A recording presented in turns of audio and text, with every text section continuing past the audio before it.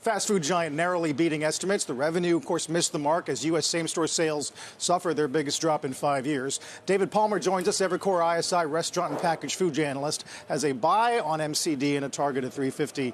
David, it's good to see you. They might have missed consensus, but it doesn't sound like it was far off of your number.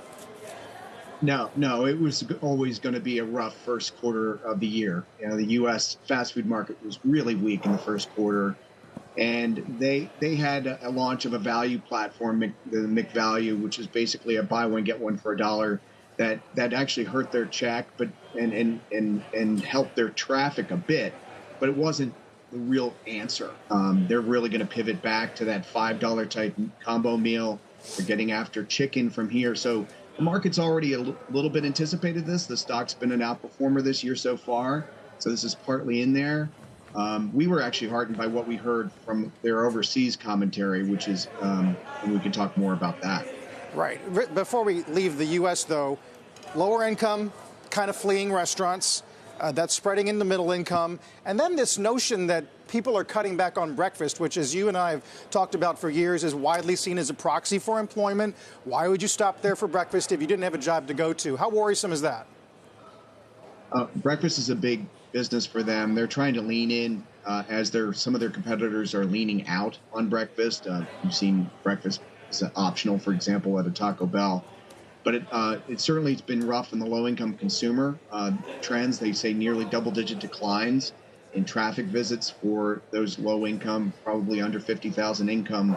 Last year that started, and McDonald's was having a particularly hard time with that consumer because they had raised price so much during the COVID era, almost 40%, and that their image was really hurting last year.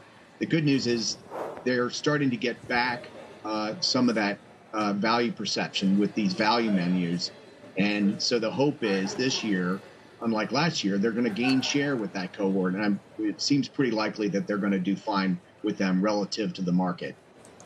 I don't really understand the macro thing, David, because if the consumer is getting more cautious and consumer confidence is down, wouldn't that bode well for McDonald's, which is really focused on value meals and a cheaper alternative to other restaurants?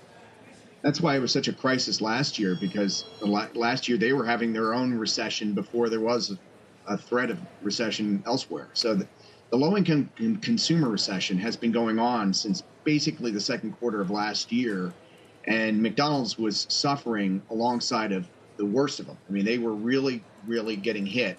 Remember, a pre-election, people were talking about how much Big Macs were versus where they were before COVID. But they addressed that, so shouldn't it be getting better? It is getting better, but the problem is their check needs to reinflate, and they need to go back to their previous value message, which is those $5 meals that they launched last year. So between the premium strips, the re-hit of that $6 combo meals, which have been so effective at the likes of Taco Bell, for example, they're going to get back, and they got some traction last year before the E. coli incident kind of shortchanged them. They'll get that, reinflate the check with premium, with strips. And then the McWrap comes back, which is the most requested item. That's a mid-priced, maybe even almost a GLP-1 friendly item. So all that's happening in the next few months, which is really good news.